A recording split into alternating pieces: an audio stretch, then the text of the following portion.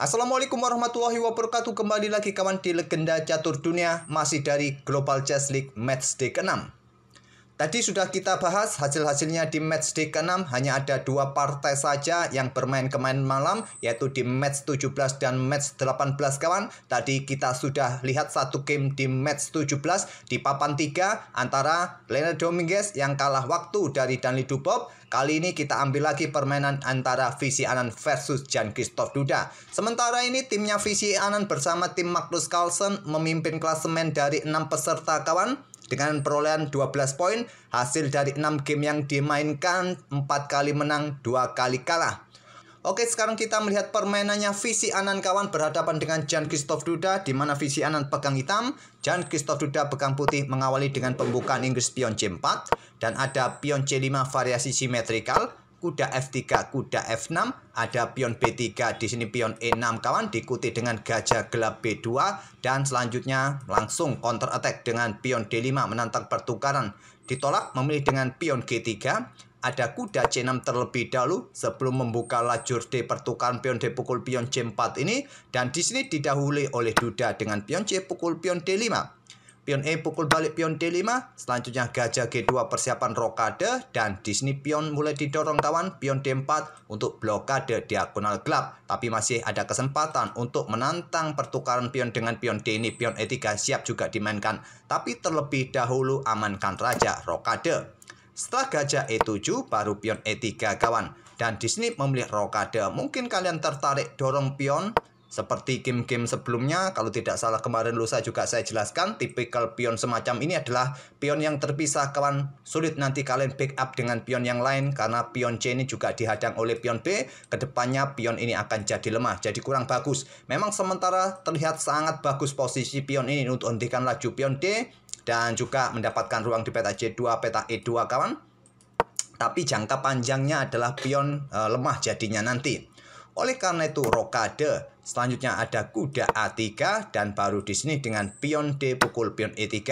Pion D pukul balik pion E3 dan langsung terbuka tantangan pertukaran menteri. Tapi di sini Visy Anand menahan diri, melanjutkan pengembangan gajah terangnya ke F5, mungkin untuk dukungan nanti peta C2 bagi kuda bisa jadi kita lihat, dan malah dipersilahkan oleh Jan-Christoph Duda memilih kudanya ke C4. Mau lompat ke sini juga tidak terlalu efisien kawan, karena mudah nanti benteng juga bisa digeser. Setelah itu mau kemana? Setelah kuda ini ke peta C2.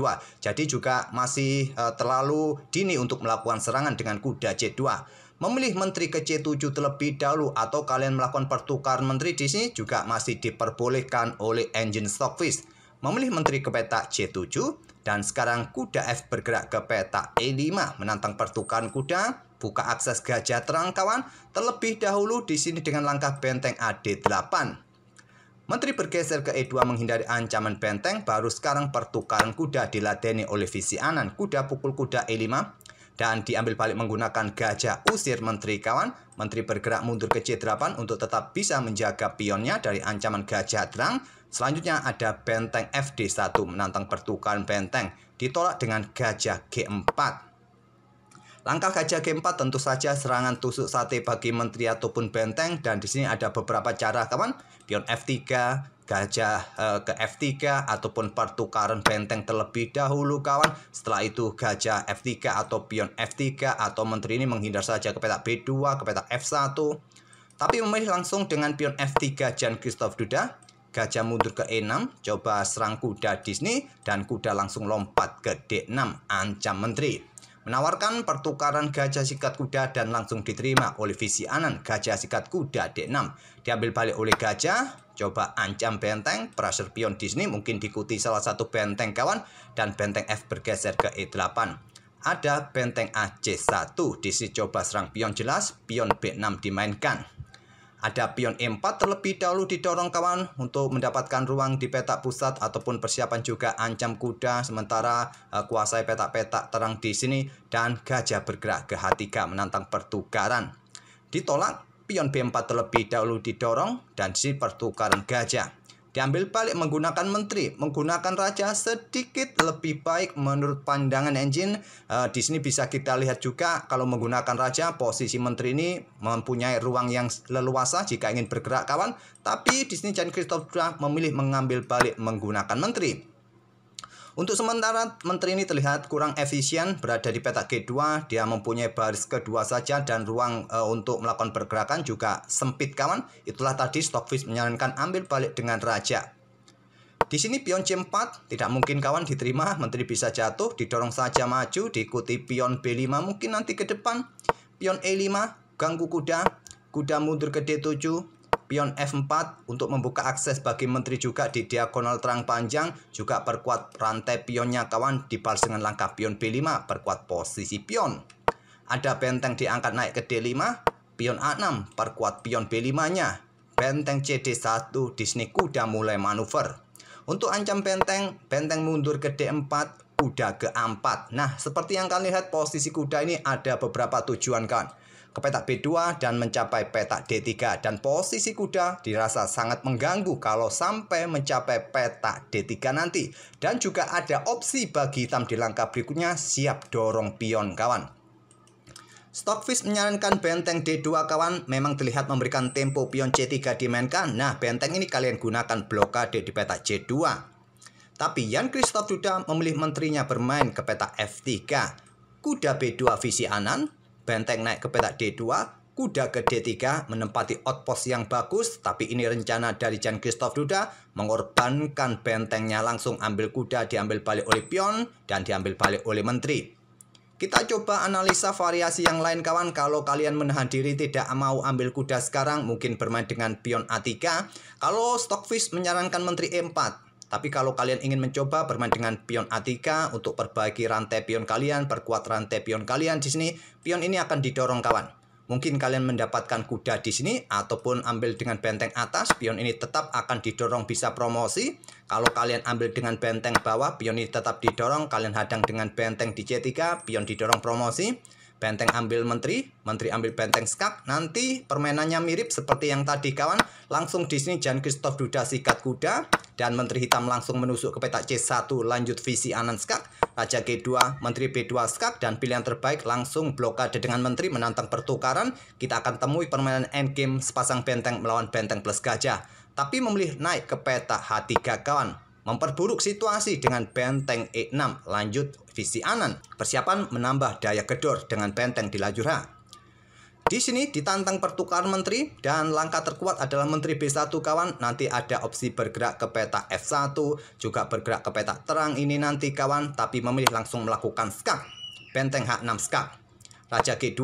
Dan pilihan terbaik masih menteri bergerak ke petak B1, tapi langsung melakukan pertukaran menteri pukul menteri D2. Dan di langkah ke-37 ini kita temui permainan sepasang benteng hitam melawan benteng plus gajah gelap putih. Dan Duda sementara unggul satu pion saja, kawan. Permainan berlanjut dengan pion F5 untuk menghentikan laju pion-pion sayap Raja Putih. Ada pion H3 untuk dukungan pion G4-nya nanti. Benteng G6, pin pion, raja bergeser ke F3. Ada pion H5, hentikan laju pion G4, kawan. Di sini benteng naik ke D5 untuk menghadang pergerakan benteng hitam yang mau kuasai lajur C, kawan. Bisa kalian hadang dengan benteng C5. Dan jika kalian lanjutkan pertukaran benteng, berharap dengan kekuatan benteng melawan gajah. Tapi yang perlu kalian kalkulasi, putih mempunyai 2 pion bebas, kawan. Oke, kembali lagi ke langkah aslinya. Jadi Anan memilih dengan benteng E6-nya terlebih dahulu. Baru sekarang pion G4 didorong. Pion G6 bisa kalian lanjutkan di sini, kawan. Tapi memilih pertukaran pion H pukul pion G4. Pion H pukul pion G4. Baru sekarang pion G6. Dan di sini pion G5. Menjadikan pion ini menggantung selamanya, kawan. Bisa jadi target bagi benteng hitam nanti. Kalau Stockfish menyarankan benteng D2, kawan, di sini kalaupun ada benteng C8 sekarang bisa kalian hadang dengan gajah C5. Tapi memilih dengan pion G5 membuat pion lemah di petak F4. Benteng E turun ke E8, mencoba nanti kuasai lajur C, kawan. Ataupun juga lihat di sini hitam mempunyai 2 lajur terbuka. Salah satu benteng bisa menempati 2 lajur ini, kawan. Ada benteng D1, raja ke F7, berikan jalan bagi benteng bergerak ke lajur H. Pion A4, kawan, untuk memisahkan pion hitam. Raja naik ke peta E6. Di sini posisi raja aman, blokade laju pion, kontrol peta D5 ini dari aktivitas kalau benteng mau naik lagi. Dan di sini pion A pukul pion B5, pion A pukul pion B5, raja putih ke E3, benteng H8. Awas, kawan, ada ancaman di sini dan diikuti benteng nanti ke peta C8, kawan. dan raja bergerak ke petak D4. Benteng A1 kawan menepati salah satu lajur yang terbuka juga untuk memberikan tekanan di sisi kiri merupakan pilihan terbaik. Tapi memilih dengan raja naik ke petak D4, ada benteng C8. Ingin melakukan ancaman di sini, gajah C5 blokade, benteng HD8 skak, ingin mendapatkan benteng di belakang, blokade oleh gajah kawan, dan diikuti dengan benteng C4 skak, terbuka lajur C dimanfaatkan oleh benteng, raja bergerak ke E3 lindungi pion, benteng bergeser lagi ke lajur H. Gajah C5, benteng H3 skak, memaksa raja mundur ke baris kedua ke F2, benteng ambil pion F2 skak, raja G2 dekati benteng, benteng bergeser ke B3, ada benteng D6 skak menyerahkan pion, raja ambil pion E5, benteng ambil pion G6, benteng G4 skak, di sini raja bergeser ke F2, dorong pion F4 kawan, benteng G8, dan dilanjut dengan benteng B2 skak, memaksa raja mundur kawan ke F1. Kalau bergerak ke petak F3 kawan, ada benteng G3 skak mat. Oleh karena itu, raja putih mundur ke F1, tapi selepas benteng H4, di sini Jan Christoph Ruda menyerah di langkah ke-59. Ancamannya tentu ada benteng H1, masih bisa kalian blokade, tapi ada benteng B1, gajah juga jatuh kawan. Mungkin raja kalian geser ke petak G1. Nah, di sini ada beberapa pilihan, apakah pion F3 untuk dukungan benteng melakukan skak, diikuti benteng H1 juga bisa skak mat nanti kawan. Tentu dengan pion F3 bisa kalian antisipasi dengan gajah F2 langsung, ataupun raja langsung bergerak menyusup ke petak F3 nanti kawan, membatasi posisi raja, bisa dieksekusi dengan benteng B1. Masih panjang jika dilanjutkan juga kawan, masih ada cara untuk mempertahankan diri dari ancaman skak mat, tapi posisi raja putih pasti akan tertekan dan putih tidak mempunyai tempo atau kesempatan lagi meloloskan pion. Pion ini juga rentan jatuh, pion yang ini juga leluasa bisa dipromosikan nantinya. Tak perlu saya perpanjang lagi, itulah ide-idenya kawan dengan pion F3 atau raja bergerak maju, nanti membatasi pergerakan raja putih, eksekusi dengan benteng di lajur B. Oke, itulah kawan permainan antara Jan Christoph Ruda versus Visy Anand. Walaupun Jan Christoph Ruda ini kalah kawan, tapi pemain-pemain yang lainnya mengalahkan timnya Visy Anand dengan skor 9-7 yang sudah saya jelaskan tadi. Semoga permainan dari kedua pemain tadi bisa menghibur kalian dan kita akan bertemu di video-video berikutnya. Terima kasih. Wassalamualaikum warahmatullahi wabarakatuh.